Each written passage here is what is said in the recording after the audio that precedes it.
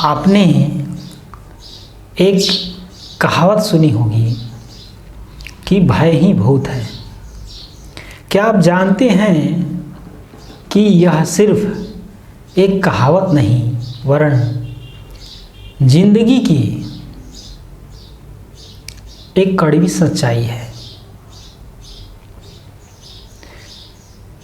हम सभी के जीवन में यह सामान्य अनुभव है कि जीवन के अधिकांश परिस्थितियों में जो चिंता का, जो तनाव का, जो भय का जो मूल कारण होता है वह भय का ही भूत होता है। उसका कोई वास्तविक आधार नहीं होता। निराधार भय ही जीवन को हर परिस्थितियों में भयभीत करता है। व्यक्ति अज्ञानवश रस्सी को ही सर्प समझने लगता है और उससे भयभीत होता रहता है। लेकिन जैसे ही व्यक्ति को ज्ञान होता है कि यह तो सिर्फ और सिर्फ रस्सी है, सर्प नहीं, वैसे ही सारा जो भय है समाप्त हो जाता है, क्योंकि भय का यहाँ पर कोई आधार ही नहीं होता है, मात्र भ्रम होता है। यह स्थिति हमारे जीवन में होती है। जीवन के अधिकांश परिस्थितियों में अधिकांश जो समस्याएं होती है, चुनौतियां होती है, जिनसे हम भयभीत होते रहते हैं, जो हमें अपने जीवन में अत्यंत ही विकराल और डरावने प्रतीत होते हैं, यदि उन पे हम समाधान परक दृष्टि से गंभीरता के साथ देखते हैं तो भय समाप्त हो जाता है, क्योंकि भय का कोई वास्तविक कारण नहीं होता है। दुनिया की कोई वैसी समस्या नहीं जिसका समाधान न हो सके। केवल मन का भय ही हमें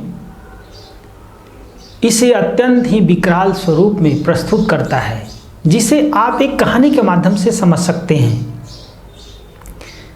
मैंने बचपन में एक कहानी सुनी है कि दो दोस्त एक बार शिकार करने के लिए जंगल में गए। आखेट करते करते उन्हें शाम हो गई, तो दोनों ने विचार किया कि अब इस भयानक जंगल से रात्रि में बाहर निकलना अत्यंत मुश्किल है। इसलिए इस जंगल में जो प्राचीन हवेली का खंडहर है, इसी में विश्राम किया जाए और प्रातःकाल अपने घर के लिए प्रस्थान करेंगे। तो दूसरे दोस्त ने कहा कि मैंने हवेलियों के बारे में अनेक कथाएं सुन रखी हैं कि इनमें अनेक प्रेत आत्माएं रहती हैं जो लोगों को अपने अत्यंत ही विकराल भयानक रूपों में डराती हैं। दूसरे दोस्त ने कहा कि तुमने सिर्फ और सिर्फ कहानियां सुन रखी है, कल्पना कर रखी है, वास्तव में तुमने देखा तो नहीं है ना, फिर डरने का कोई औचित्य नहीं है। और उसके समझाने से दोनों दोस्त जो प्राचीन हवेली थी जंगल में, जो खंडहर में तब्दील हो गई थी, उसमें विश्राम करने के लिए रुक जाते हैं। वहीं आसपास से लकड़ियां इकट्ठी करते हैं, अपने खाने पीने का थोड़ा प्रबंध करते हैं और दोनों थके मादे होने के कारण विश्राम करने लगते हैं। एक दोस्त तो गहरी निद्रा में चला जाता है, जबकि दूसरा सुनी सुनाई कहानियों के कारण प्रेत आत्माओं के स्वप्न में चला जाता है और वो देखता है कि हवेली के खंडहर से, उसमें व्याप्त झाड़ियों से एक विकराल प्रेत आत्मा उसकी ओर बढ़ती चली आ रही है, जो अत्यंत ही डरावना, अत्यंत ही लंबे लंबे बालों वाली, विकराल चेहरे वाली और लाल लाल आंखों से युक्त है।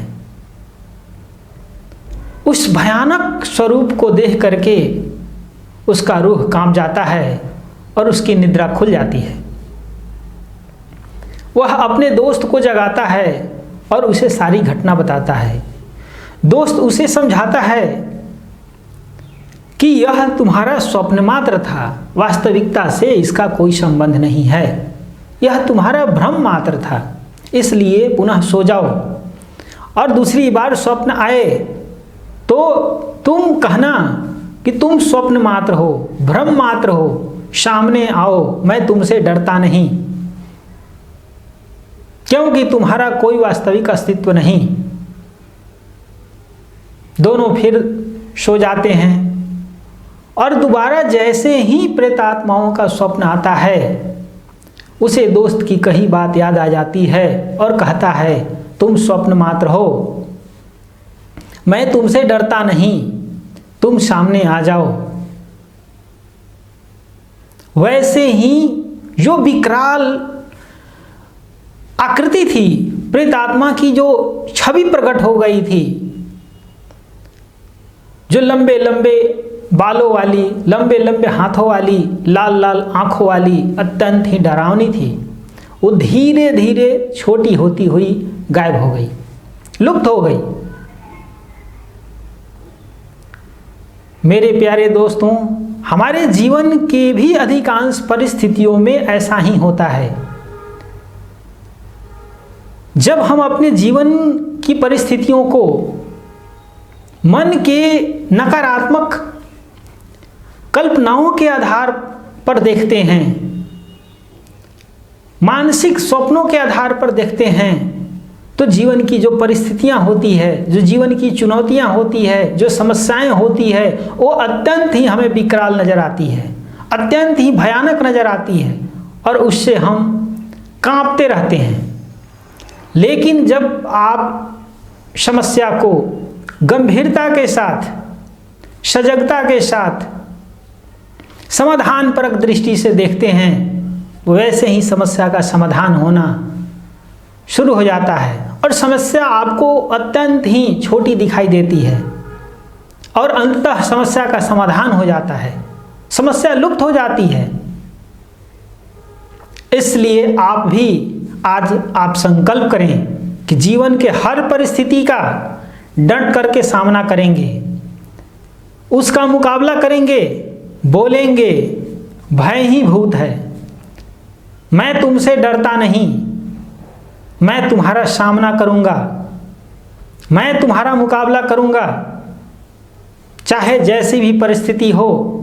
मैं अपनी मानसिक संतुलन को, मैं अपनी भावनात्मक संतुलन को, मैं अपने आनंद को, अपनी आंतरिक शांति को नष्ट नहीं होने दूंगा। जिस पल आप ऐसा संकल्प करेंगे, उसी पल आपके जीवन में एक नया आनंद का, शांति का शुभारंभ हो जाएगा। जीवन की समस्याएं, जीवन की चुनौतियां आपकी लुप्त होने लगेगी और आपका जीवन आनंद और शांति से भर जाएगा। तो आप अपने जीवन की समस्याओं का डट करके सामना करें और जीवन में परम आनंद, परम शांति को उपलब्ध हो, ऐसी कामना करता हूँ। ओम शांति।